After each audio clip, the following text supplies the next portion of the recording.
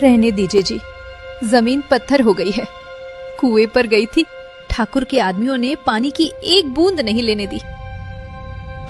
बिना पानी के तो फसल क्या, हम भी सूख जाएंगे गौरी।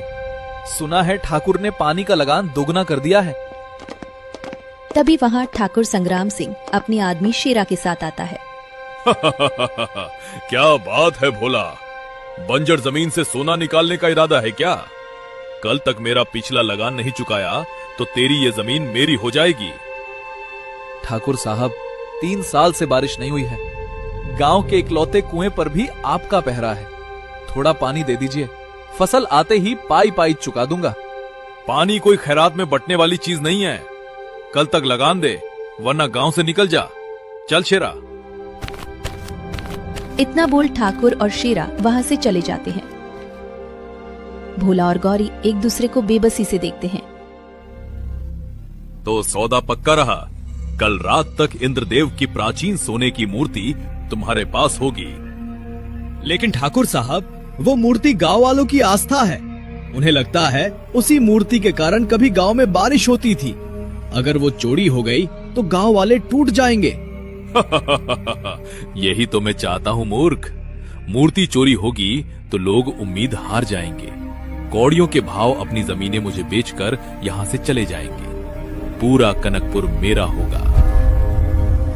पर इल्जाम किस पर लगाएंगे? उस खुददार भोला पर। आज वो मेरी आंखों में आंखें डालकर बात कर रहा था। जा, तू उस भोला पर निगाह रख और मौका मिलते ही उसका गमछा उठा के ला और मूर्ति की जगह पर छोड़ देना। अगली सुबह मंदिर के बाहर भारी भीड़ जमा होती है। घोर अनर्थ, इंद्रदेव की मूर्ति चोरी हो गई। अब इस गांव पर भगवान का कहर बरसेगा। मुखिया जी, मुझे मंदिर की सीढ़ियों पर ये लाल गमछा मिला है। ये गमछा तो भोला का है। सबकी नजरें भोला पर टिक जाती है। ये झूठ है। मेरा गमछा कल रात से गायब था और मैंने कोई चोरी नहीं की। हे भगवान, मुझे तो पहले ही शक था। कल ये मुझसे पैसों के लिए गिड़गिड़ा रहा था। लालच में इसने भगवान को भी नहीं छोड़ा। ठाकुर, भगवान से डरो। तुम जानते हो मेरे पति ने ऐसा नहीं किया है। चुप रहो गौरी, सबूत भोला के खिलाफ है। मूर्ति की चोरी भोला ने की है। पंचायत का ये फैसला है कि भोला और गौरी को अभी इसी वक्त मौत के रेगिस्तान में निर्वासित किया जाता है। उन्हें गांव से बाहर निकाल दिया जाए। गांव वाले भोला और गौरी को धक्के मारकर गांव से बाहर निकाल देते हैं।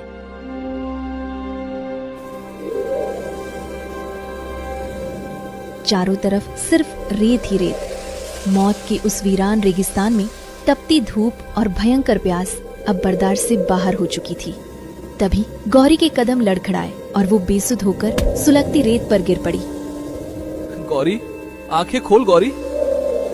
गौरी, हे भगवान, अगर मैंने पाप नहीं किया है तो मेरी पत्नी की जान बचा ले। तभी रेत का एक बवंडर उठा। बवंडर खत्म होते ही उनको एक रहस्यमय बूढ़ा दिखा, जिसके हाथों में जीवन की उम्मीद लिए पानी से भरी एक मशक थी। रोने से रेत में फूल नहीं खिलते मुसाफिर, इसे ये पानी पिलाओ। भोला जल्दी से गौरी को पानी पिलाता है। पानी की कुछ बूंदें हलक में जाते ही गौरी होश में आ जाती है। आपने हमारी जान बचा ली बाबा। हम बेगुनाह हैं। हमें गांव से। रेगिस्तान की हवाएं मुझे सब सच बता चुकी हैं भोला।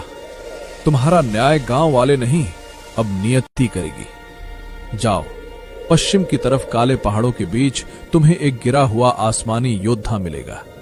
वही तुम्हारी किस्मत का ताला खोलेगा। इतना बोलकर वो रहस्यमय बूढ़ा हवा के झोंके के साथ गायब हो जाता है। भोला और गौरी उस बूढ़े के बताए रास्ते की ओर चल पड़ते हैं।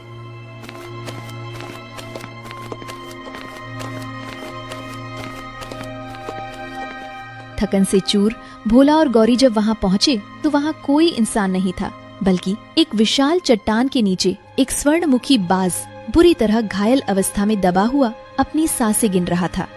ये कैसा अजीब पक्षी है, इसके चोंच तो सोने की तरह चमक रहे हैं।